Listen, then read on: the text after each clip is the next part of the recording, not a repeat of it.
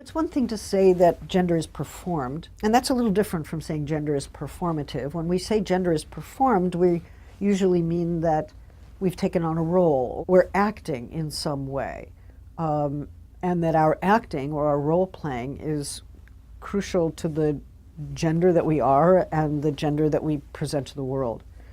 To say that gender is performative is a little different, because for something to be performative means that it produces a series of effects. We act and walk and speak and talk in ways that consolidate an impression of being a man or being a woman. You know, I was walking down the street in Berkeley when I first arrived several years ago, and a young woman who was, I think, in high school leaned out of her window and she yelled, "Are you a lesbian?" And she was looking to harass me. Or maybe she was just freaked out, or she thought I looked like I probably was one and wanted to know. But instead I just turned around and I said, "Yes, I am." And that really shocked her. We act as if that being of a man or that being of a woman is actually an internal reality or something that's simply true about us, a fact about us. Actually, it's a phenomenon that's being produced all the time and reproduced all the time. So to say gender is performative is to say that nobody really is a gender from the start. I know it's controversial, but that's my claim.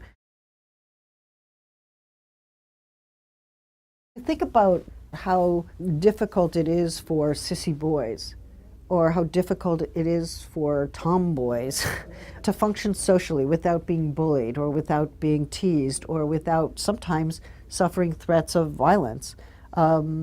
Or without their parents intervening to say, maybe you need a psychiatrist, or why can't you be normal? So, you know, there are institutional powers like psychiatric normalization, and there are informal kinds of practices like bullying, which try to keep us in our gendered place.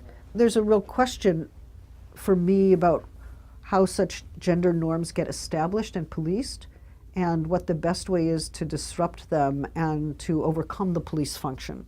It's my view that gender is culturally formed, but it's also a domain of agency or freedom. It's most important to resist the violence that is imposed by ideal gender norms, especially against those who are gender different, who are non-conforming in their gender presentation.